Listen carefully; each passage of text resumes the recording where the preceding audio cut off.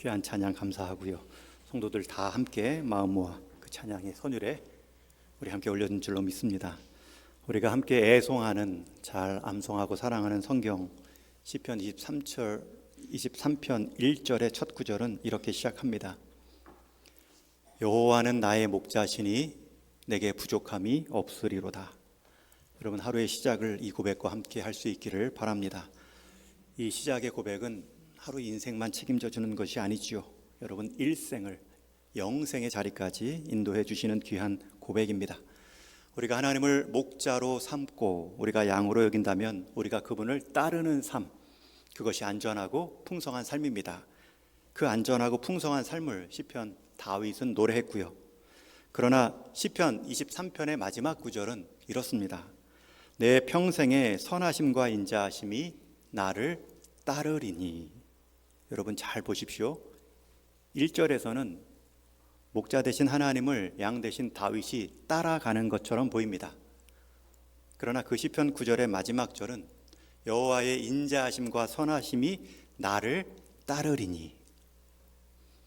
여러분, 양이 목자를 잘 따를 수 있는 이유는 이미 그 전에 목자의 선함과 인자함으로 양을 따랐기 때문입니다. 뒤쫓았기 때문입니다. 실제로 나를 따르리니의 이 원어적 의미는 쫓다, 추적하다라는 뜻을 갖고 있습니다. 여러분, 하나님께서 우리를 먼저 추적하셨습니다. 만나 주셨습니다. 그러니 우리 역시 하나님을 만났고요, 추적하는 삶으로 살아가는 것입니다. 사랑받은 자녀가 사랑하는 부모가 되듯이 사랑의 추적, 사랑의 대상이 되어 본 사람이 그 인생 다른 사람을 향한 사랑의 추적에 하나님의 손과 발이 되어 쓰임을 받는 것입니다. 사랑받아 본 자가 더 풍성히 사랑하는 것처럼 하나님의 선한 인도하심을 맛본 다윗이 하나님의 백성들을 선하게 인도해 내었죠. 마찬가지로 오늘 본문 사도 바울은 그리스도를 증거하는 과정에서 잃어버린 사람들을 추적하고 있습니다. 그러나 그는 그 이전에 하나님께서 자기를 추적한 그 경험을 갖고 있습니다.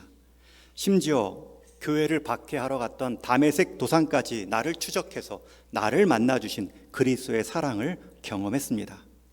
그 사랑이 얼마나 컸는지 그는 또 다른 성 빌립보에까지 가서 하나님의 잃어버린 한 사람을 추적하고 있습니다. 그 중에 한 사람, 지난주에 살펴본 것처럼 귀신 들린 여종을 고쳐주었습니다. 그 여종의 주인들에게는 고발을 당하지요. 더 이상 점을 치고 돈을 받을 수 없다, 자기의 생계가 끊어졌다, 사도 바울과 실라를 고발하여 흠껏 매를 맞게 하고 감옥에 가둡니다. 이 죄수들을 단단히 지키라, 그 명령 앞에 간수 역시 바울을 2중 3중으로 차고까지 채워서 단속하고 있습니다. 사실 이 정도로 사도 바울이 처벌받을 이유가 없습니다. 게다가 지금 감옥 깊은 곳이라는 표현은 주로 로마 제국에 대항했던 사상범들, 혁명을 일으켰던 정치범들을 수용하는 자리입니다. 사람을 길거리에서 다투었다고 해서 이 정도까지 발에 차고를 채우고 깊은 곳에 가둔 것은 과도합니다. 그런 상황에서 이제 오늘 본문이 시작됩니다. 24절과 25절은 한 절의 차이지만 최소한 6시간의 시간차를 두고 있습니다. 24절까지 낮 오후에 벌어진 일이 25절에 넘어와서는 깊은 밤까지 바뀌어 있습니다. 오후에서 한밤으로 바뀌는 구절이 24절에서 25절입니다. 그러면 질문할 수 있죠. 왜 그 한 절, 그 긴 6시간 최소 시간 동안, 최소 6시간 이상일 텐데 왜 그 과정은 소개되고 있지 않는가? 실제로 그 과정에서는 바울의 행적이 없는 이유가 바울의 행동이 없기 때문입니다. 흠칫 맞았기 때문에 실신했을 수도 있습니다. 흠씬 맞았기 때문에 너무 지쳐 일찍 잠이 들었을 수도 있습니다. 그 시간 동안 함께 옆에 있던 죄수들은 바울과 실라가 끌려오는 모습, 실신하여 끌려왔든 거의 반죽음이 되어 감옥에 들어가자마자 잠에 빠졌든 모든 상황들을 지켜본 죄수들은 그들이 얼마나 큰 죄를 지었기에 저런 취급을 받는가, 아주 흉악범이라 여겼겠죠. 그런데 한밤중에 부시럭 인기척 소리가 들립니다. 깨어난 듯이 보입니다. 잠시 후에 말소리가 들리는 것 같지만 자세히 보니 기도 소리였습니다. 당연히 옆방 죄수들도 그 소리를 들었죠. 그리고 그들의 첫 소리가 불평이나 자기들을 때린 사람에 대한 원망이나 욕하는 소리가 아니었음에 놀랍니다. 왜냐하면 다른 방 죄수들은 그 방에 들어올 때 이미 그러한 욕들을 했고요, 원망과 사람들을 향한 불평을 한없이 내쏟는 것이 일과였는데, 이 두 사람은 깨어나자마자 기도와 찬송으로 이어가고 있습니다. 조용한 그 감옥 안의 어두운 공간을 그들의 기도와 찬송 소리는 더욱 크게 들렸을 것입니다. 우리 한번 25절 말씀 같이 읽습니다. 시작. 한중에 바울과 실라가 기도하고 하나님을 찬송하며 죄수들이 듣더라. 여기서 듣더라라는 표현은 들리니까 들은 것이 아닙니다. 더 잘 듣기 위해 귀를 기울이는 행동을 말하는 단어입니다. 여러분, 죄수들이 듣더라, 들었으면 그 한밤중에 소리 지르고 노래하고 간구하는 소리에 대해 그들도 한마디 덧붙일 수 있지요. 조용히 하라고, 어디서 밤에 그렇게 노래를 하냐고. 그러나 모든 죄수들이 입을 다뭅니다. 아마 속으로 깊이 생각했겠죠. 거룩한 사람이든가 아니면 광신도 들이던가. 분명한 것은 아무도 그들을 아무 생각 없는 사람이라고 비난할 수 없습니다. 그렇게 깊은 밤에 일어나자마자 하나님을 노래하고 하나님께 기도하는 모습은 최소한 형식적이거나 거칠애적인 행동이 아니었기 때문입니다. 말은 못하지만 속으로 무엇이 저들을 저렇게 만들었는가, 일종의 두려움마저 느꼈을 것입니다. 죄수들은 이 바울과 실라의 행동으로 내적인 마음, 내적인 상황에 큰 울림을 경험합니다. 그러니 외적으로 한마디도 그 바울과 실라의 입을 다물지 못하게 합니다.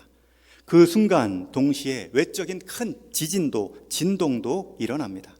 성경 표현대로 보면 큰 지진이 일어나 옥토가 움직이고 문이 다 열려 모든 사람이 메인 것이 다 벗어졌다 말씀합니다. 여러분, 죄수들은 지금 계속해서 걷잡을 수가 없습니다.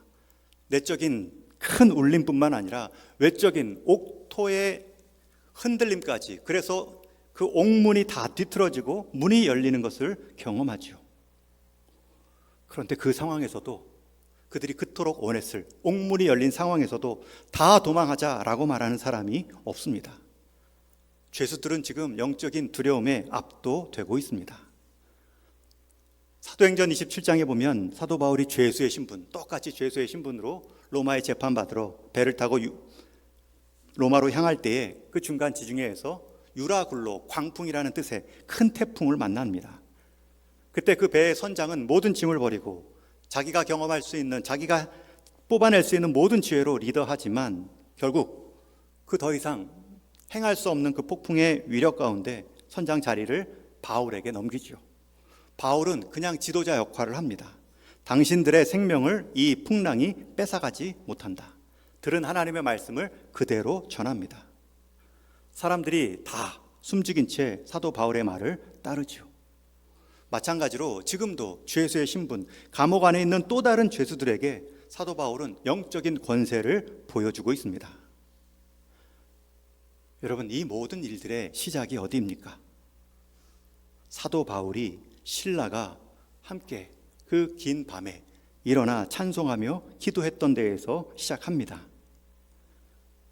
감옥이라고 매질 속에 고난 가운데 있었을지라도 하나님을 향한 찬송, 신뢰합니다라는 뜻의 찬송, 이 가운데서도 하나님의 뜻을 이루어 주옵소서라는 기도, 그것을 그치지 않았기에 하나님은 그 자리에 하나님의 임재 능력을 나타내 보이셨습니다.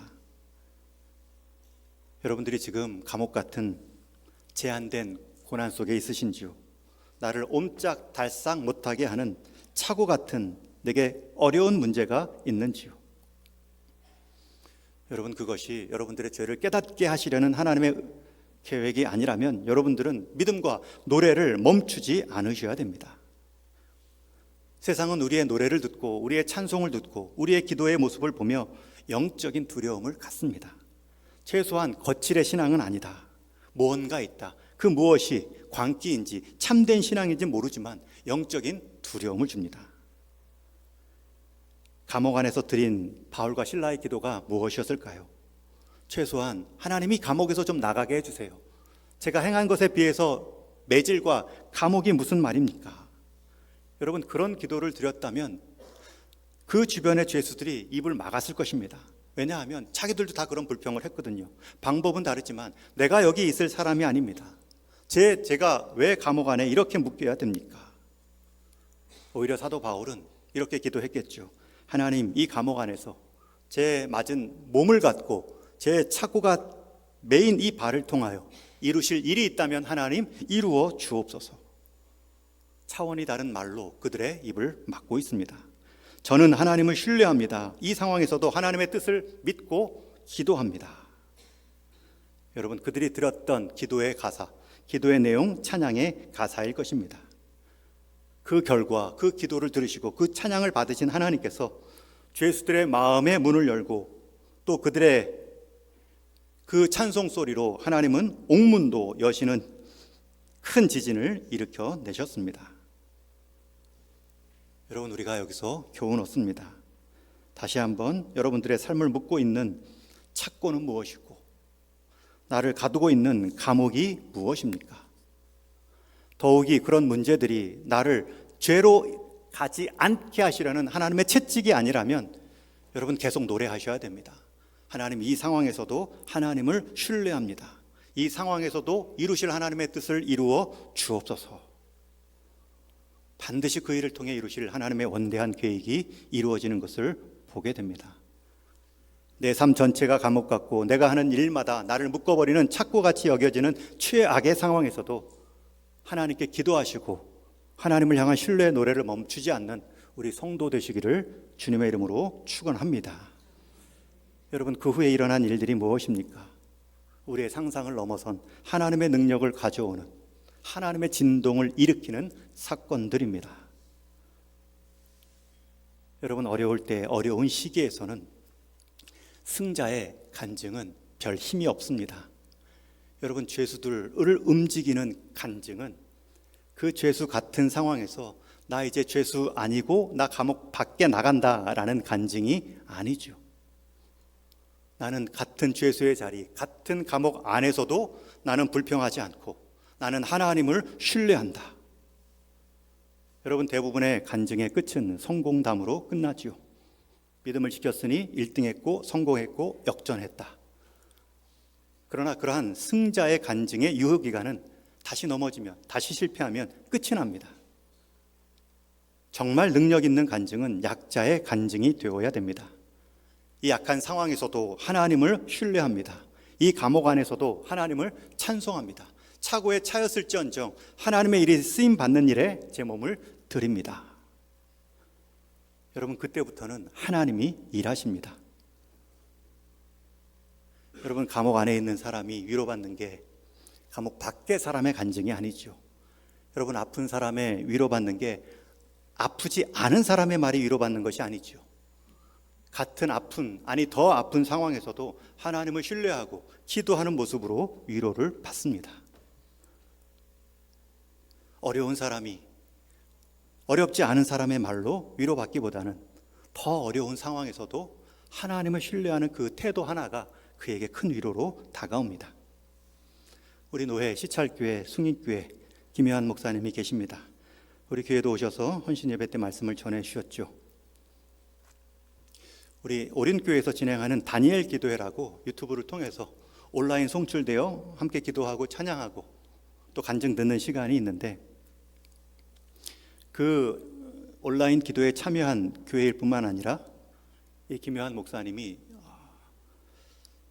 사고는 아니지만 어떤 한 계기로 점점 시력을 상실해 가는 과정에서 자기의 목회적 삶을 또 간증할 기회를 받아 이 다니엘 기도에 강사로 나간 적이 있습니다. 그리고 나서 한참 진행된 후에 이제 이 오륜교회에서는 지금까지 참여한 이 간증자들의 간증 내용을 듣고 이제 한 다큐멘터리로 영구 보관하자, 그런 인물로 한 사람, 첫 번째 다큐멘터리를 만들 때에 다른 쟁쟁한 간증자들을 다 뒤로 하고 승인교회 김요한 목사님을 1번으로 삼았다고 합니다. 그래서 인터뷰도 하고 그 교회 와서 촬영도 하고 그리고 이렇게 점자 배우는 것도 그 과정도 그렇게 촬영을 하고 있죠. 그리고 다 끝난 후에 그 김요한 목사님이 물었습니다. 왜 여기에 나온 더 많은 더 풍성한 간증자들이 있는데 자기를 1번으로 삼았는가? 그 다큐멘터리 스태프들이 말합니다. 그분 중에 한 분이 목사님은 동굴 안에서 아직 나오지 못했지만 여전히 동굴 안에서도 노래를 부르고 계시기 때문입니다.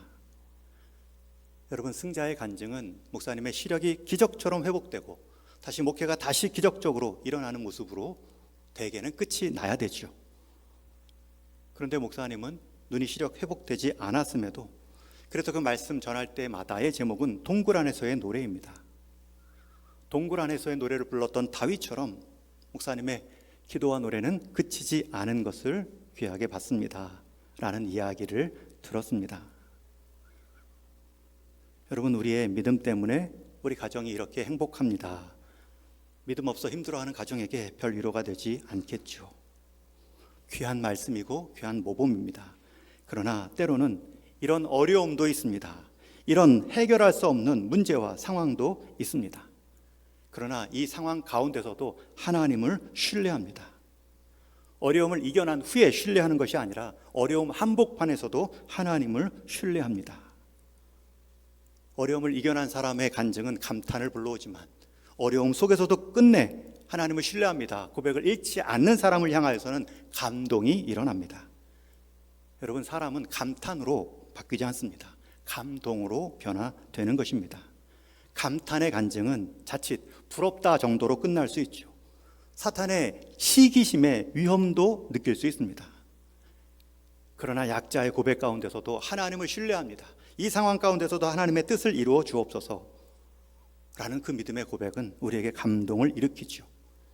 우리에게도 함께 견딜 힘을 제공합니다. 마치 사도 바울의 찬송과 기도가 감옥 안에 있던 죄수들에게 충격을 준 것처럼 주변 사람들에게 또 다른 삶의 방식이 있구나, 경외감마저 일으켜낼 수 있습니다. 주변을 봐도 제 주변의 많은 사람들, 저를 감동시킨 장면은 대개의 승자의 간증이 아니었습니다. 실패의 자리였지만 하나님에 대한 신앙만큼은 실패하지 않는 모습을 볼 때 저는 감동합니다. 바울과 실라는 왜 하나님께서 여기까지 자신들을 감옥에 이르게 하셨는지는 모르지만 이 상황에서도 이루실 하나님이 뜻이 있다는 것은 믿고 찬송하며 그 일을 이루어 주옵소서 기도하고 있습니다. 여러분, 그런 상황에서 하나님은 이제 알려주시죠. 큰 지진 때문에 죄수들만 깬 것이 아닙니다. 놀라 깨어난 간수가 우왕좌왕 상태를 파악합니다. 그런데 이미 상황 종료입니다. 모든 옥문은 열려 있고 감옥 안이 조용합니다. 다 도망쳤구나. 여러분, 그때 느꼈을 간수의 절망감이 얼마나 컸겠습니까? 간수의 사명은 옥문을 지키는 건데 옥문 하나만 열려도 큰일 나는데 옥문이 다 열려 있습니다. 자기 존재의 근거, 존재의 가치가 부정당하는 심정이었겠죠. 그러니 끝내 자기 삶을 끝내려 합니다. 사기를 당해서 모든 통장의 잔고가 제로가 된 것보다 더 큰 충격이죠. 사기를 당해 통장에 하나 잔고가 비어도 억울한데 다 통장의 잔고가 열려있는 모습과 마찬가지죠. 그런 다급한 상황에 사도 바울이 말합니다. 크게 소리 지릅니다. 내 몸을 상하지 말라. 간수가 얼마나 놀랐을까요? 그리고 더 놀라운 말을 듣습니다. 내가 여기 있다가 아니라 우리 모두가 여기 있노라. 여러분, 이 말은 이제 감옥 안에서의 참된 리더가 누구인지를 보여주는 표현입니다. 감옥 안에서도 서열과 등급이 있겠죠. 고참이 있겠죠. 깜빵장이 있겠죠. 그러나 지금 이 바울이 그 역할, 그 리더의 자리에 서 있습니다. 이 말을 들은 간수가 놀라 등불을 들고 감옥 안으로 들어가 하나하나 확인하는데 다 한 사람 한 사람 있습니다. 그런 후에는 오히려 안도의 한숨을 쉬어야 되는데 더 두려워하죠. 바울과 실라 앞에 두려워 무릎을 꿇습니다. 여러분, 간수도 알고 있었어요. 지금 이 상황이 누구 때문에 일어났는지. 왜 그 많은 사람들 앞두고 바울과 실라 앞으로 갔습니까? 간수도 기도 소리를 들었지요. 간수도 지쳐 있었겠지만 찬송 소리를 들었습니다. 이 일련의 사건들이 누구 때문에 일어난 일들인지, 이 옥문이 왜 열렸는지 다 알고 있습니다. 그런데 무릎 꿇은 간수는 지금 어떻게 이렇게 옥문이 열릴 수 있습니까? 어떻게 이 사람들 다 풀려나도 도망가지 않을 수 있습니까? 개인의 궁금증을 물어보지 않습니다. 오히려 자기의 정말 숨은 한 가지 질문을 하지요. 선생들이여, 내가 어떻게 하여야 구원을 받으리이까? 여러분, 간수는 다른 사람의 생명권을 쥐고 있습니다. 감독하는 사람입니다. 그런데 이 간수가 오히려 한 죄수한테 이 생명권을 물어보고 있습니다. 감독을 받고 있습니다. 죄수를 감독하는 사람이 간수인데 오히려 간수가 죄수에게 어떻게 살 수 있습니까? 여러분, 당시 로마 간수는 한 명의 이 죄수를 놓치면 그 죄값을 치러야 됩니다. 다 놓쳤던 것은 죽음을 면할 수 없습니다. 그런 상황에서 지금 이 간수는 더 이상 육신의 죽음의 그 문제에서 넘어가 있습니다. 내가 어떻게 하여야 구원을 받으리까? 생명권을 쥔 간수가 오히려 죄수한테 자기의 생명권을 알려달라 묻고 있습니다. 이 질문 앞에, 이 간절한 질문 앞에 그 유명한 사도 바울의 표와 같이 우리가 인생 삼아야 될 말씀을 들려주시죠. 우리 함께 이어지는 말씀 31절 있습니다. 시작. 이르되 주 예수를 믿으라. 그리하면 너와 내 집이 구원을 받으리라 하고. 한번 따라해 주세요. 주 예수를 믿으라. 그리하면 너와 내 집이 구원을 받으리라. 이것 한 가지밖에 없습니다. 구원 받을 수 있는 방법은 주 예수님 통해서 뿐입니다. 그러나 더 우리에게 와닿는 표현은 너와 내 집이라는 표현이죠. 여러분, 모든 태신자를 품고 있는 우리 성도님들, 이 말씀을 붙잡고 기도하십시오. 너와 내 집이 구원 받게 해주신다 약속해 주셨사오니 먼저는 제가 주 예수를 잘 믿게 하여 주옵소서. 여러분, 주인 대신 그리스도를 믿는다는 뜻입니다. 주 예수를 믿으라. 사도 바울은 실제로 예수님을 주인처럼 모셨습니다. 그 삶이 먼저 있었습니다. 그러니 이 짧은 한마디가 영향력이 있습니다. 그렇게 주인 모시고 살아갔던 당신의 삶, 육신의 생명까지도 넘어서서 감옥문이 열렸을 때에도 도망가지 않고 오히려 그곳 뜻 안에서 이루어질 것들을 기대하며 멈춘 그 모습을 보았죠. 사도 바울은 남은 간수의 가족들에게 주 예수를 믿는다는 것이 무엇인지 하나하나 풀어 전해줍니다. 이에 간수는 지체하지 않고 그들의 맞은 자리를 그날 밤 씻어주기 위해 물을 가져옵니다. 그런데 사도 바울은 그 가져온 물을 가지고 또 그 간수와 간수의 가족들에게 세례를 베풀지요. 여러분, 이 장면을 한번 상상해 보십시오. 이 장면을 묵상할 때마다 얼마나 은혜가 큰지 모릅니다. 감옥 밖으로 나와보니 이 상처가 예사롭지가 않습니다. 그것을 보는 안타까운 마음에 상처를 씻어주기 위해 물을 떠왔습니다. 그런데 오히려 그 떠온 물로 사도 바울은 그 가족의 사람들에게 세례를 베풀어 줍니다. 서로 씻어주고 있습니다. 간수는 피로 얼룩진 복음으로 인해 피로 물든 그의 몸을 씻어주고 있고요. 바울은 죄로 물든 간수의 마음을 그리스도의 세례로 씻어주고 있습니다. 여러분, 이 장면이 얼마나 은혜가 됩니까? 성도와 목회자의 모습도 이러하면 또 얼마나 좋겠습니까? 복음의 수고를 성도가 씻어줍니다. 목회자는 그리스도의 세례의 의미로 모든 우리 성도들을 씻겨줍니다. 은혜의 자리 가운데 서게 씻겨줍니다. 여러분, 이것이 바울을 감옥까지 보낸 하나님의 뜻입니다. 이 모습이 바울이 주님께 기도했던 간구의 응답입니다. 내가 가장 부끄러웠던 과거, 박해 현장, 교회를 허물어뜨려 했던 담에서까지 찾아오셔서 내 영적인 눈을 뜨게 해주신 그리스도, 그런 나를 추적해 주신 주님이 있기 때문에 나도 이제 한 생명 끝까지 추적합니다. 추적하는 마음으로 살았더니 감옥까지 온 거예요. 그 부르심 때문에 유럽까지 순종하고, 그 부르심 때문에 귀신 들린 여정들을 고쳐주었고, 그 부르심 때문에 아시아와 유럽 온 지역을 이제 또 추적해 나갑니다. 여러분, 간수의 삶이 이제 그 다음날 새로운 아침을 맞이합니다. 이어지는 말씀에 보면 35절에 날이 새매, 그 새로운 한날, 시간적 의미의 새로운 한날이 아닙니다. 간수의 그 가정에는 완전히 새로운 한날이 열렸습니다. 그리고 나서 바울과 실라를 자기 집으로 모셔 음식을 차려주고 그 밤을 함께 맞이했죠. 그런데 아침에 바울과 실라를 매로 때리고 옥에 집어넣었던 상관들이 부하를 보내요. 이 사람들을 이제 풀어주어라 간수에게 명령합니다. 지난 밤에 이야기를 들었는지, 아니면 자신들이 내린 명령이 너무 과도하다 느꼈는지, 하루 지난 그 다음날 아침 상관들은 부하들을 보내 바울과 실라를 풀어주라 명합니다. 그러나 풀어주라라는 명령보다 더 놀라운 것은 그 명령에 보인 바울의 태도입니다. 간수를 통해 그 명령을 들었는데 사도 바울은 오히려 이렇게 반응하지요. 우리 37절 말씀 같이 읽습니다. 시작.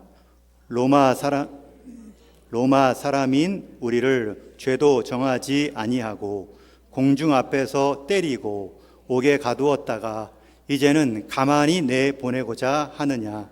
아니라 그들이 친히 와서 우리를 데리고 나가야 하리라 한되. 여러분, 해피엔딩으로 잘 끝날 것 같은 상황에서 사도 바울이 다소 생각지 못한 반응을 보이고 있습니다. 이게 무슨 반응입니까? 좋게 결말이 잘 난 것 같은데 바울이 뒤끝 있는 사람인가 라고 여겨질 정도로, 정작 로마 시민임을 드러낼 때에는 매 맞기 전에 장터에서 보여주었으면 되었는데 오히려 매는 다 맞고 감옥에 다 갇혀 풀려나라 그 명령을 듣고 나서 로마 시민권자를 이렇게 함부로 대하느냐 항변하고 있습니다.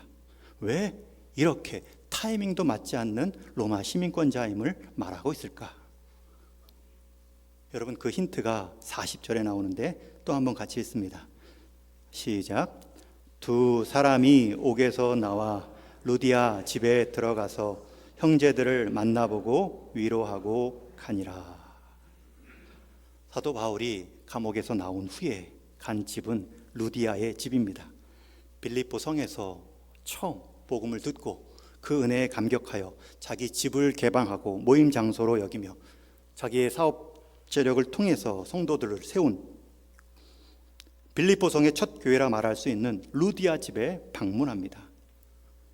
여러분, 이 루디아, 이 집에 있던 형제들이 얼마나 바울과 실라의 소식을 듣고 두려워했을까요?